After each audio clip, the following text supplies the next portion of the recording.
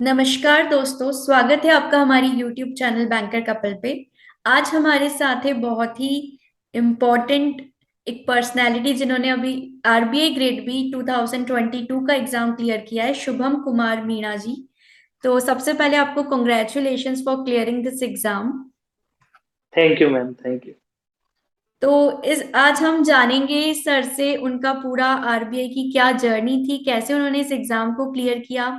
और इससे पहले भी सर वर्क कर रहे थे एसबीआई में, तो उसके रिगार्डिंग हम सारी चीजें जानेंगे सर से, जो उनकी प्रिपरेशन स्ट्रेटेजी थी आरबीआई से रिलेटेड और कैसे उन्होंने इस एग्जाम को क्लियर किया। तो सबसे पहले सर आपका इंट्रोडक्शन दे दीजिए। जी, जैसा कि मैम आपने बताया, मेरा नाम शुभम कुमार मीना है और मैं जयपुर राजस्थान से बिलोंग करता हूँ। मैंने अपनी 12th 2013 में कंप्लीट करी थी जयपुर से ही, और उसमें मैंने 95% स्कोर किया था, मेरिट मुझे मिली थी। और 2016 में फिर मैंने अपना graduation bachelor of arts BA से कंप्लीट किया, जिसमें मेरे सब्जेक्ट्स थे political science, history and economics. उसके बाद ओके। 2016 से फिर मैंने अपना एम यूपीएससी की तरफ रखा, तो मैंने 4 इयर्स यूपीएससी की प्रिपरेशन करी। 4 अटेम्प्ट्स मैंने दिए, 2016, 17, 18 और 19। बीच में मैं अपना पोस्ट ग्रेजुएशन भी कर रहा था, लेकिन वो मैंने यूपीएससी की वजह से डिले कर दिया था। तो फिर मेरा पोस्ट ग्रेजुएशन जो मॉडर्न इंडियन हिस्ट्री में 2020 में कंप्लीट हुआ।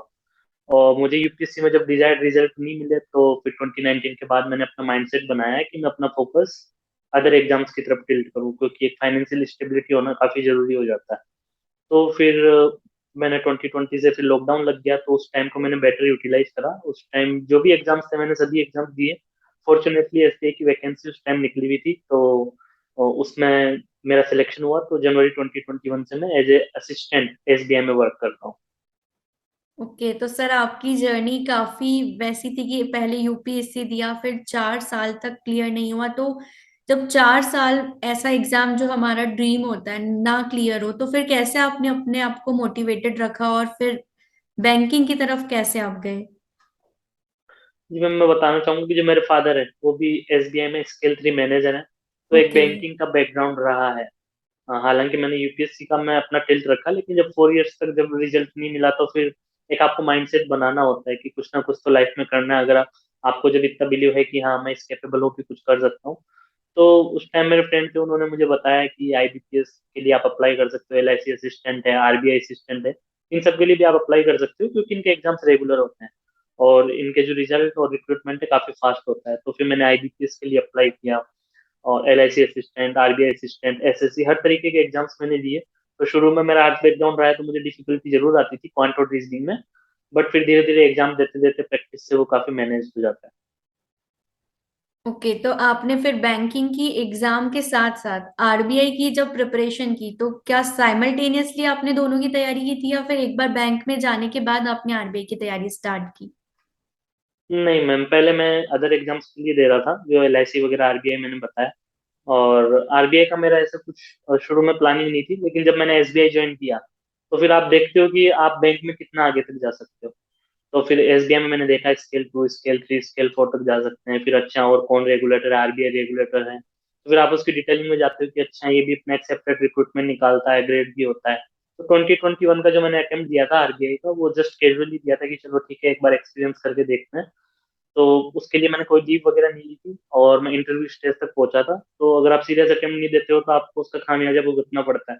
तो इंटरव्यू फिर मैं, जब फाइनल सिलेक्शन था, वो मैंने 10 मार्क्स से मिस कर दिया था। तो एक वो, मतलब वहां से 2021 से मुझे एक्सपीरियंस था इस एग्जाम का। और फिर मैंने को प्लानिंग तो थी कि 2022 में वापस से देना है, तो इस साल फिर मैंने वापस अटेम्प्ट किया। तो आपने जैसा बताया कि आपने कोई कोचिंग नहीं की थी इस एग्जाम के लिए, आपने खुद से सेल्फ स्टडी करके एक बार अटेम्प्ट दिया, देन इस बार दूसरी बार दिया। तो क्या स्ट्रेटेजी रही थी आपकी फेज 1 के लिए सर। जी मैम, तो फेज 1 में जैसे कि आपको पता ही है कि जीए 80 मार्क्स कैरी करता है, 40% वेटेज रहता है। उसके बाद रीजनिंग 60 मार्क्स का रहता है। तो ये दोनों सेक्शंस को आपको काफी अच्छे से प्रिपेयर करना होता है। अब जीए में 2021 से जो पैटर्न है काफी चेंज कर दिया है। काफी जो क्वेश्चंस का पैटर्न है वो काफी लेंथी हो गए, स्टेटमेंट बेस्ड क्वेश्चंस हो गए हैं। तो आपको उसके लिए प्रैक्टिस बहुत जरूरी हो जाती है। अब सोर्स अगर आप फॉलो करो, तो आपको कोई शॉर्टकट नहीं अपनाना है कि आप 20-30 पेज की बुकलेट्स पढ़ के एग्जाम में जा रहे हो, तो वो बैकफायर हो जाता है। तो आपको कॉम्प्रिहेंसिवली करंट अफेयर्स को प्रिपेयर करना है। जो अफेयर्स क्लाउड है, कोई भी आप एक सोर्स पिक कर लीजिए, अफेयर्स क्लाउड, अमित जिंदल का स्पॉटलाइट है, या फिर आप अड्डा वगैरह के पढ़ते हो, तो वो रेगुलरली आपको फॉलो करने हैं। साथ ही साथ आपको एमसीक्यूज प्रैक्टिस करने होते हैं, तो वो काफी हेल्प हो जाती है आपको। करंट अफेयर्स मतलब जो इंटरनेशनल न्यूज है, नेशनल न्यूज है, डिफेंस से रिलेटेड न्यूज है, और जो अपना फाइनेंस और टेक्नोलॉजी इकोनॉमी से जो रिलेटेड न्यूज रहती है, उनसे काफी थोरो होना है। मीन्स 4 मंथ्स के करंट अफेयर्स आपको एकदम थोरोली प्रिपेयर करने हैं। और फिर प्रीलिम्स के बाद जो फेज 1 जो 1 डेढ़ महीने का टाइम मिलता है, तो ओवर एंड ऑल आपको 4 to 6 मंथ्स के करंट अफेयर्स एकदम टिप्स पे होने चाहिए। रीजनिंग 60 मार्क्स कैरी करता है, तो वो कई लोगों के लिए मुश्किल हो जाता है कि आप सेक्शनल कट ऑफ भी क्लियर नहीं कर पाते हैं। तो उसके लिए वही जरूरी है कि आप सेक्शनल वाइज मॉक टेस्ट दीजिए, जैसे पजल, सिटिंग अरेंजमेंट है, इनको आप टॉपिक वाइज प्रिपेयर करेंगे तो उससे काफी हेल्प होती है। उसके लिए स्मार्ट कीड़ा वेबसाइट है या टेक्स्ट बुक की जो वेबसाइट है, वहाँ का आप सब्सक्रिप्शन ले सकते हो, वो काफी अफोर्डेबल रहता है। और सेक्शनल वाइज आप जब टॉपिक वाइज क्वेश्चंस को प्रिपेयर करोगे, तो आप ऑन एन एवरेज एक टॉपिक पे 52 क्वेश्चंस प्रैक्टिस करिए, और जब बाद में आपको स्ट्रॉन्ग होल्ड हो जाए, तो आप फुल लेंथ टेस्ट के लिए अपियर हो सकते हैं। और बाकी अगर सब्जेक्ट्स की बात करें, क्वांट की और इंग्लिश की, तो उसमें सर कैसी स्ट्रेटजी थी? क्वांट के लिए भी आपको सेम जो रीजनिंग में जो अप्रोच आपकी रहती है, वही अप्रोच आपको इसमें, रीजनिंग में जो अप्रोच है वही क्वांट में भी रखी है। आप सेक्शनल वाइज टेस्ट दीजिए। टाइम एंड डिस्टेंस है, परसेंटेज है, और आपका जो अदर टॉपिक्स होते हैं एलजिब्रा के, वही आपको काम आते हैं अपने डीआई वगैरह सोल्व करने में। सिंप्लीफिकेशन के क्वेश्चन है, नंबर सीरीज के क्वेश्चन है, तो वही सेम आप 50 to 100 क्वेश्चन उन पर प्रैक्टिस करिए। और जब आप एक बार 15-20 दिन में जब आपको कॉन्फिडेंस आ जाए, तो फिर आप फुल लेंथ मॉक्स के लिए अपेयर हो सकते हैं। इंग्लिश ऐसा मेरा इंग्लिश बैकग्राउंड रहा है, हालांकि मैं जो इंटरव्यू में था वो हिंदी मीडियम से अपेयर हुआ था, लेकिन एग्जाम मैंने इंग्लिश मीडियम से ही दिया था। तो उसके लिए मैंने स्पेशल कुछ भी नहीं किया। जब आप न्यूज़पेपर के एडिटोरियल्स वगैरह पढ़ते हैं, और जो एक रीडिंग हैबिट आपकी वहां से डेवलप हो जाती है, तो वो इंग्लिश के लिए मैंने सच कोई स्पेसिफिक प्रिपरेशन नहीं की। ओके, तो अगर कोई नॉर्मल बैंकिंग एग्जाम की तैयारी कर रहा है, जैसे आईबीपीएस की या एसबीआई की, तो क्या वो इसका फेज 1 उस प्रिपरेशन से क्लियर कर सकता है? मैम, जो पिछले साल से मैं एक्सपीरियंस कर रहा हूँ, इसका एक जो लेवल है थोड़ा सा अलग हो गया है। आईबीपीएस पीओ या एसबीआई जो के जो एग्जाम्स होते हैं, उससे थोड़ा सा टफ हो गया है। तो आपको जो न्यू एक्चुअली क्या चाहिए कि वो न्यू पैटर्न पे क्वेश्चंस दे रहे हैं, तो उससे आपको हैबिचुअल होना पड़ेगा। हम पुराने पैटर्न से करके चले जाते हैं, और वहां फिर वो हमारे को समझ में नहीं आता है कि एक क्वेश्चन पे 3 क्वेश्चन पूछ रखे हैं, उन तीनों की वैल्यूज कैलकुलेट करनी है, फिर उसमें भी वो क्वेश्चन देंगे कौन सी वैल्यू किससे ग्रेटर है। तो कहने का मतलब ये कि आपको जो न्यू काइंड ऑफ क्वेश्चन है उनको प्रैक्टिस करना पड़ेगा, तभी आप हैबिचुअल हो पाएंगे। ओके, तो फेज 1 के लिए जो पूरे कंप्लीट मॉक टेस्ट है, वो आपने कौन से परचेज किए थे या कौन से लगाए थे मॉक टेस्ट? मैम, मैंने एडुटैप का प्राइमरी फोकस मेरे एडुटैप के मॉक टेस्ट थे, और दूसरा जो प्रैक्टिस मॉक है उसके मॉक टेस्ट भी मैंने दिए थे। ओके। और अगर फेज 2 की बात करें, तो फेज 2 में भी 3 अलग अलग पेपर्स होते हैं, तो अगर हम पेपर 1, पेपर 2, पेपर 3 का 1 बाय 1 एक बार आप स्ट्रेटजी बता दीजिए। यस मैम, वैसे मैंने अपने चैनल पे सब कुछ डिस्कस किया हुआ है, लेकिन मैं शॉर्ट में यहाँ पे बता देता हूँ कि जो ईएसआई के पेपर है, इकोनॉमिक एंड सोशल इश्यूज, उसमें मेनली फोकस जो मेरा वही मुझे काम आया। तो अगर कोई नॉर्मल एस्पिरेंट है जिसका इकोनॉमिक से बैकग्राउंड नहीं रहा है, तो वो एकदम बेसिक से स्टार्ट कर सकता है, कोई भी स्टैंडर्ड बुक को रेफर कर सकता है। अगर मैं नाम लेना चाहूँ, तो जो 11th 12th में हमारे स्कूल में पढ़ाते थे, वो वीके जैन एंड पीके ओरी की एक बुक आती है, micro economics and macro economics, 2 part में आती है। तो अगर किसी को इकोनॉमिक्स में इतनी ज्यादा डिफिकल्टी है कि वो जीरो से स्टार्ट करना चाह रहा है, तो वो इन बुक्स को रेफर कर सकता है। अदरवाइज जिसका इकोनॉमिक्स से बैकग्राउंड है, जिनको इन कंसेप्ट का पता है, इन्फ्लेशन का पता है, बैलेंस ऑफ पेमेंट का पता है, जो इकोनॉमिक्स से थोड़ा भी ताल्लुकात रखता है, तो वो फिर किसी भी एक स्टैंडर्ड बुक, जैसे रमेश सिंह है, अब रमेश सिंह काफी बल्कि बुक हो जाती है, तो उसको आप सेलेक्टिवली 3-4 चैप्टर रीड करके अच्छे से अपनी ग्रिप बना सकते हो। ये जब स्टैटिक पोर्शन आपका कवर हो जाता है, तो उसके बाद फिर आपको वो करंट अफेयर्स से डील करना होता है, कि जो द हिंदू में जो आर्टिकल्स आते हैं, एडिटोरियल्स वगैरह को आप रेफर कर सकते हो। पर इस एग्जाम के प्रिपरेशन के लिए जरूरी है कि आप किसी फाइनेंशियल न्यूज़पेपर को फॉलो करो। फॉर एग्जांपल, जैसे मैं बिजनेस स्टैंडर्ड को फॉलो करता था, तो बिजनेस स्टैंडर्ड इस एग्जाम के लिए काफी इंपॉर्टेंट हो जाता है। आप बिजनेस स्टैंडर्ड, अगर किसी को लैंग्वेज नहीं समझ में आती, तो इकोनॉमिक टाइम्स को रेफर कर सकता है, फाइनेंशियल एक्सप्रेस को रेफर कर सकता है। मतलब आप एक किसी भी एक फाइनेंशियल न्यूज़पेपर को रेफर कर लीजिए। तो इकोनॉमिक्स का जो है स्टैटिक करने के बाद करंट अफेयर्स से जब आप उसको लिंक करोगे, तो इस पेपर की नॉलेज वहां से हो जाती है। दूसरा, जो एक सोशल सेक्टर वाली जो चीजें हैं, जो ट्रांसजेंडर्स हैं, हमारे marginalise sections of society, womens हैं, तो इस तरीके के सेक्शंस की जो भी न्यूज़पेपर्स में आती है, जो करंट अफेयर्स में रहती है, उन न्यूज से आपको थोड़ा रहना पड़ता है। और साथ ही साथ जो इनकी स्कीम्स हैं, इन सेक्शन से जुड़ी हुई जो भी स्कीम्स हैं, वो भी एग्जाम पॉइंट ऑफ व्यू से काफी इंपॉर्टेंट हो जाती है। इंग्लिश के लिए मैंने बताया वही रीडिंग हैबिट आपको रखनी पड़ेगी। इस बार का जो पेपर था काफी लेंथी था, वहाँ पे पेशेंस चेक हुआ था बच्चों का, क्योंकि जो इंग्लिश में भी जो प्रिसिज और जो कॉम्प्रिहेंशन दे दिया था वो फाइनेंस से रिलेटेड दिए गए थे, डेरिवेटिव्स पे आपको प्रिसाइज दे दिया गया था। रीडिंग कॉम्प्रिहेंशन था, तो वो जिसको फाइनेंस का नॉलेज नहीं है या फिर जो रीडिंग हैबिट अपनी नहीं रखता है, जो पेशेंस लूज कर देता है, उसके लिए वो काफी डिफिकल्ट हो जाता है। तो वहाँ पे माइंडसेट एक जरूरी हो जाता है कि एग्जामिनर पेपर के साथ आपको माइंडसेट भी चेक कर रहा है कि आप पेशेंस रख पा रहे हो नहीं रख पा रहे हो। तीसरा फाइनेंस और मैनेजमेंट, जो पिछले साल मैंने गलती करी थी कि मैंने एफएम का जो पेपर था वो प्रिपेयर नहीं किया था, तो मुझे 50 मार्क्स मिले थे 100 में से, और फाइनल सिलेक्शन जो मेरा 10 मार्क्स मिस हुआ था वो इसी पेपर की वजह से हुआ था। तो इस बार मैंने वही अप्रोच अपनाया कि फेस वन से पहले एफएम वाले पेपर को प्रिपेयर कर लिया था। तो इस बार फिर जब मैंने टॉपिक वाइज नोट्स बनाए और फाइनेंस और मैनेजमेंट का जो पेपर था उसमें मुझे 70 मार्क्स मिले थे 100 में से।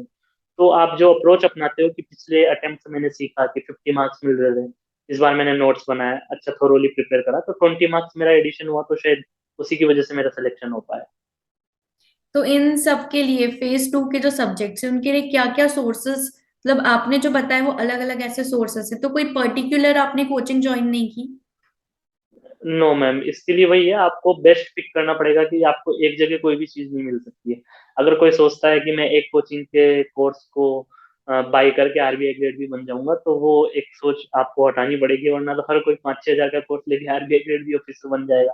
तो आपको बेस्ट पिक करना है कि आपको इकोनॉमिक्स का कंटेंट कहाँ से मिल रहा है, सोशल वाला कंटेंट कहाँ से मिल रहा है, फाइनेंस का कंटेंट कहाँ से मिल रहा है, और मैनेजमेंट का कंटेंट कहाँ से मिल रहा है। तो जो मैंने रेफर किया था, एक खाली जो एडुटेप के फाइनेंस और मैनेजमेंट के नोट्स थे, उनकी समरी शीट्स को मैंने रेफर किया था। वो आपको कंपाइल करके और एक जगह पे दे देते हैं, उससे आपके काफी एफर्ट्स बच जाते हैं, और मेरे ओपिनियन में इस पेपर की भी वो सोर्सेज बेस्ट है। ओके। और अगर डिस्क्रिप्टिव राइटिंग की बात करें, जो डिस्क्रिप्टिव वाला पार्ट होता है उसके लिए भी प्रैक्टिस हमें करनी पड़ेगी एग्जाम के पहले? यस मैम, उसकी प्रैक्टिस करना बहुत जरूरी होता है, क्योंकि यूपीएससी में जो होता है वो पेन एंड पेपर मोड पे होता है, हाँ। लेकिन यहाँ पे आरबीआई में वो आपको टाइपिंग करना होता है। अब वहाँ पे फिर कीबोर्ड भी वो उसी हिसाब से देते हैं कि कुछ कीज काम कर रही है नहीं कर रही है, तो वो रफ एंड टफ कीबोर्ड होते हैं, उनसे आपको हैबिचुअल होना पड़ेगा। और उसके लिए सबसे जरूरी है कि बहुत से एस्पिरेंट्स होते हैं जिनको नॉलेज काफी अच्छी होती है, लेकिन वो टाइपिंग में अच्छे नहीं होते, तो वो कहीं ना कहीं अपना 15 से 20 मार्क्स वहाँ पे लूज कर देते हैं। तो अगर आपको एक एडवांटेज लेना है तो आपको टाइपिंग प्रैक्टिस रखनी पड़ेगी। 400 वर्ड्स का जो क्वेश्चन होता है, 600 वर्ड्स के जो क्वेश्चन होते हैं, वो टाइमिंग लगा के आपको प्रैक्टिस करनी चाहिए। फॉर एग्जाम्पल 600 वर्ड्स के लिए मैंने 25 मिनट्स डिसाइड कर रखा था कि 20 to 25 मिनट्स में मेरे को क्वेश्चन सोल्व कर लेना है। और जो 400 वर्ड्स वाला क्वेश्चन होता है, वहाँ मैंने अपने लिए 20 मिनट्स का टाइम डिवोट कर रखा था कि 20 मिनट्स में मेरे को क्वेश्चन कर लेना है। तो इसमें आप प्रैक्टिस करिए कि आप जो क्वेश्चन हैं उसको नोटपैड में टाइप करें, क्योंकि वहाँ पे ऑटो करेक्ट का फीचर नहीं रहता है। और अगर आप नोटपैड में टाइपिंग करेंगे तो आप काफी एग्जाम लेवल से हैबिचुअल हो जाते हैं। तो दूसरी चीज, आप कोशिश करिए कि जो क्वेश्चन का जो टाइम लिमिट है आप 1-2 मिनट पहले उसको कंप्लीट कर लें, ताकि आपको स्पेलिंग मिस्टेक्स अपनी देख पाए, क्योंकि अगर आपने स्पेलिंग मिस्टेक्स कर दी है तो फिर वो कहीं ना कहीं मार्क्स आपका डिडक्ट हो जाता ओके, तो ये टाइपिंग प्रैक्टिस काफी इंपॉर्टेंट रोल प्ले करती है। है। यस मैम, और वो भी स्पेशली नोटपैड में करें तो ज्यादा एडवांटेज रहेगा। ओके। और अगर हम इंटरव्यू की बात करें, तो आपने जैसा बताया कि आपने हिंदी में इंटरव्यू दिया था, तो ये यस मैम। चूज करने का ऑप्शन एग्जाम फॉर्म फिलिंग के टाइम आ जाता है? यस मैम, फेज टू के बाद इंटरव्यू से पहले आपको एक बायोडाटा फॉर्म फिल करना होता है, जो ओके। आरबीआई को ईमेल के थ्रू आपको सेंड करना होता है। और आपको सारे डॉक्यूमेंट्स अपने भेजने होते हैं, मार्कशीट्स वगैरह। तो बायोडाटा में आपसे मेंशन करवा लेते हैं कि मीडियम ऑफ इंटरव्यू आपको क्या रखना है, अदर हिंदी और इंग्लिश, उसको आपको फुल फ्रीडम होती है कि आप हिंदी और इंग्लिश किसी में भी दे सकते हैं। और दूसरा, यस, यही था।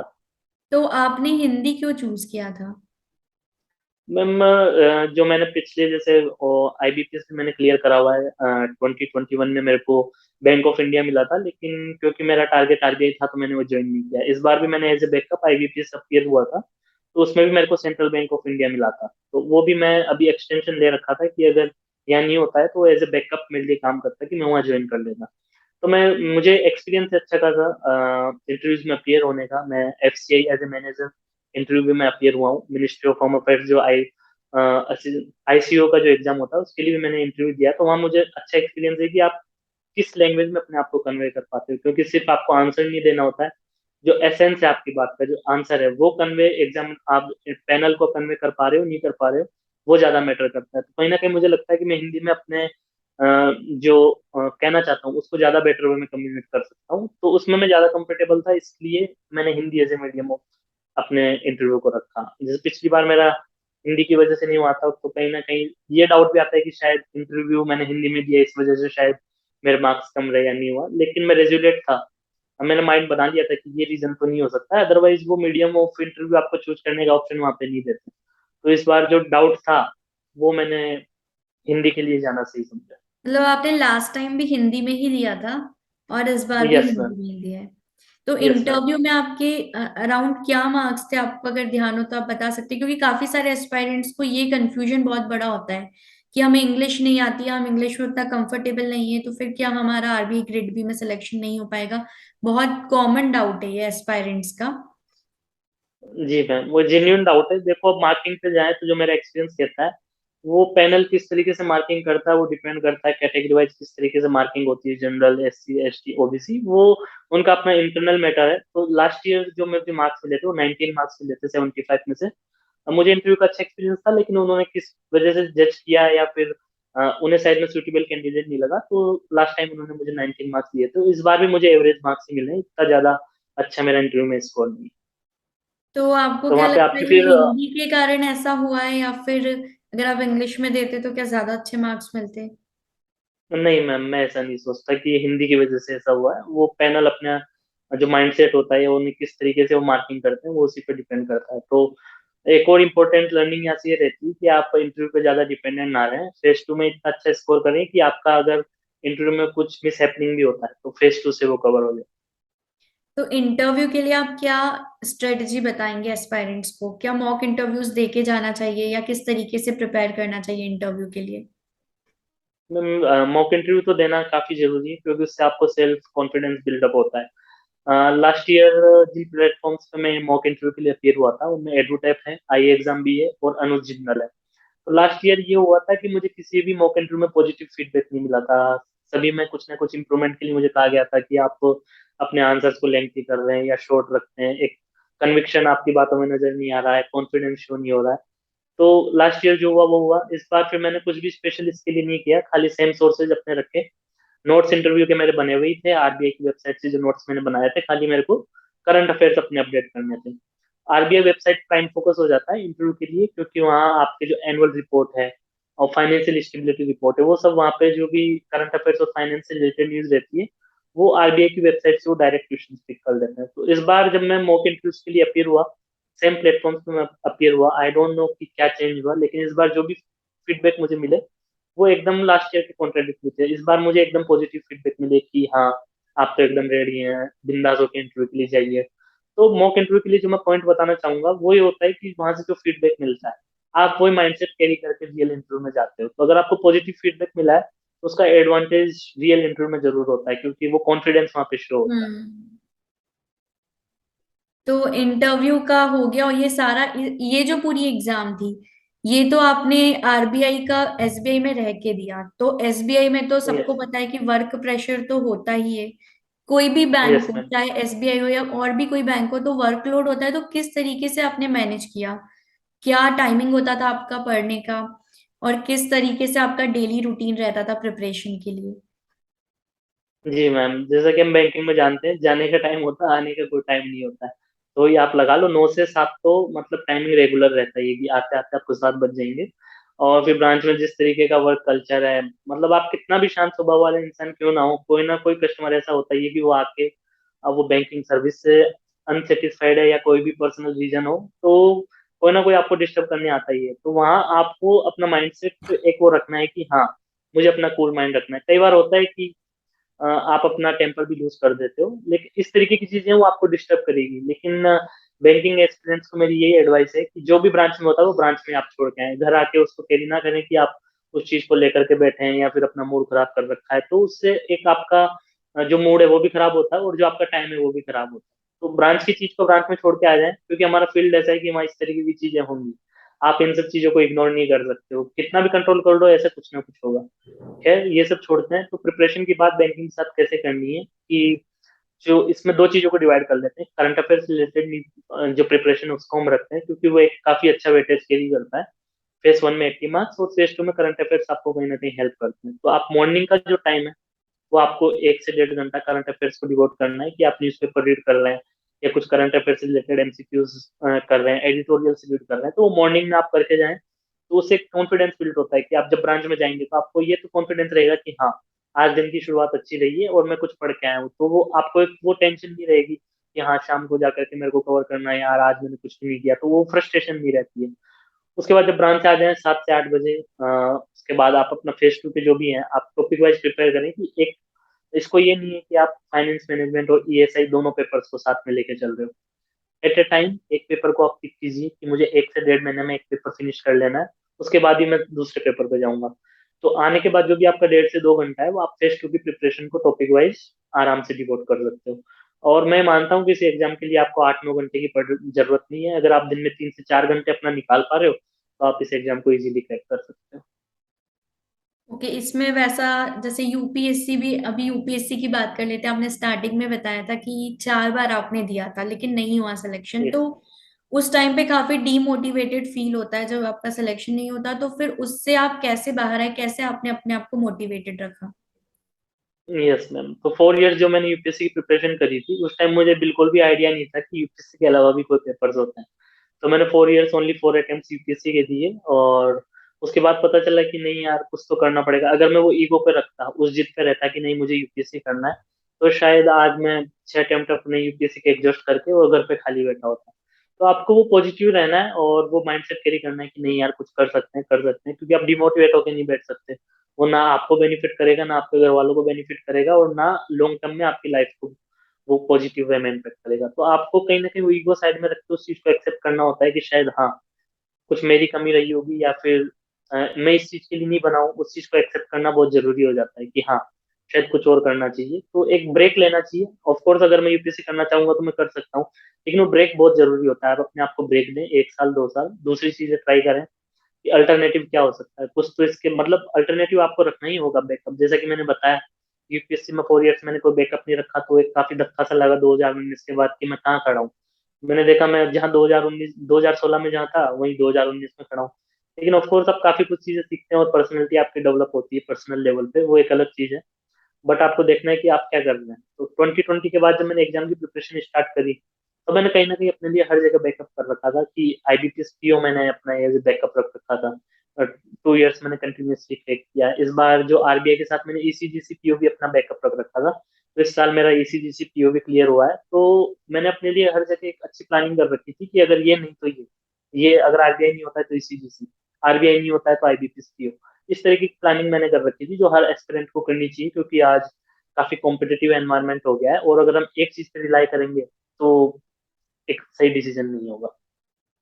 तो ऐसे टाइम पे जब सिलेक्शन नहीं होता तो हमारे जो रिलेटिव्स हैं या फिर फ्रेंड्स हैं वो काफी ज्यादा बोलते हैं कि आपका सिलेक्शन नहीं हुआ, तो इस ऐसे टाइम पे फ्रेंड्स फैमिली का क्या रोल होता है, कितना इंपॉर्टेंट रोल होता है?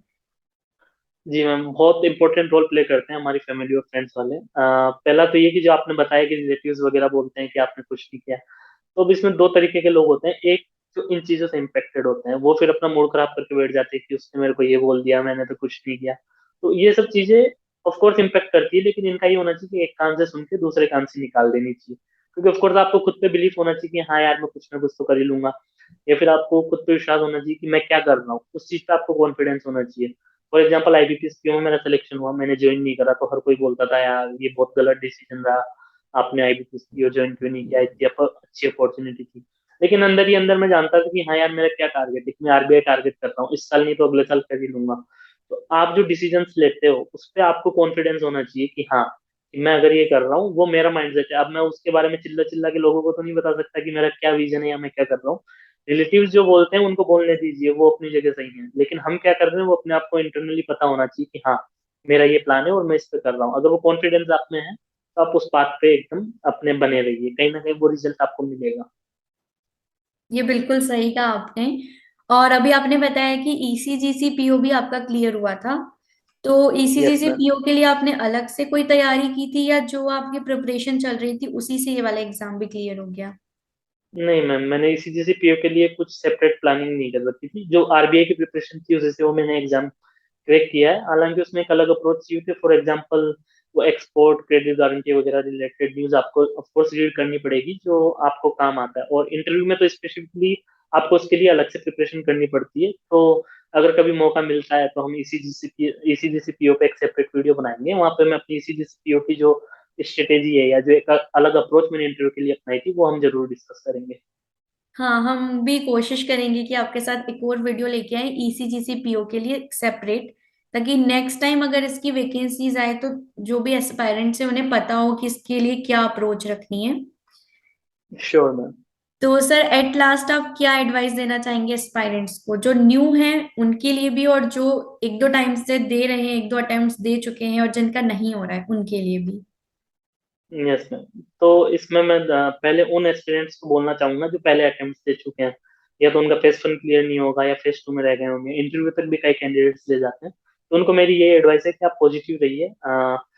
आरबीआई एक ऐसा एग्जाम है जहाँ आप ग्रो करते हैं। फॉर एग्जाम्पल जैसे लास्ट ईयर मेरा नहीं हुआ था, तो वो एक माइंड मुझे ये पॉजिटिव एनर्जी जरूर थी कि हाँ इस बार जरूर निकलेगा। इसमें ऐसा मैंने बहुत कम एक्सपीरियंस ऐसे देखे हैं जो मतलब इस इंटरव्यू तक पहुंचे हैं और अगले साल उनका फेस वन नहीं निकल रहा है, फेस टू नहीं निकल रहा है। अदरवाइज 90% एक्सपीरियंस मैंने ऐसे देखे हैं कि अगर उन्होंने इस बार फेस वन निकाला है तो अगली बार फेस टू निकालेंगे या इंटरव्यू तक जाएंगे।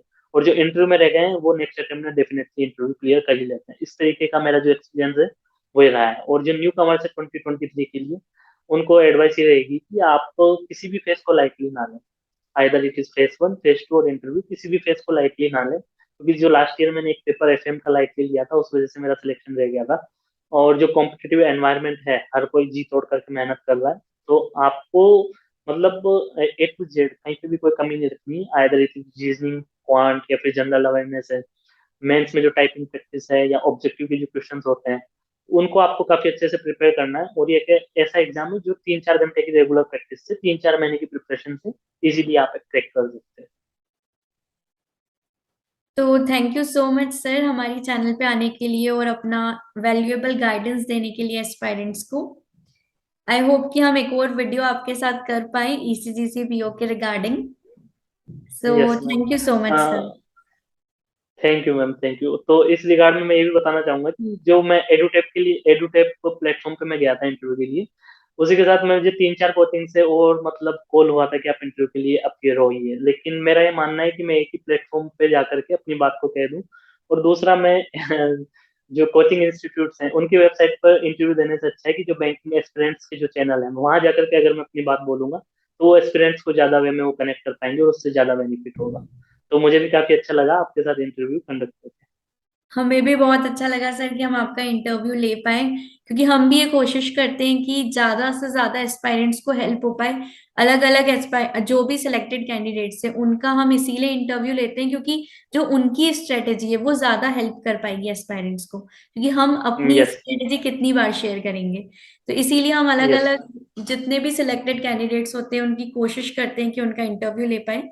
तो इसी सीरीज में देखते हैं आगे भी हम अगर आपके साथ जुड़ पाए तो बहुत अच्छा लगेगा। Hopefully. Okay, thank you so much sir. Thank you ma'am.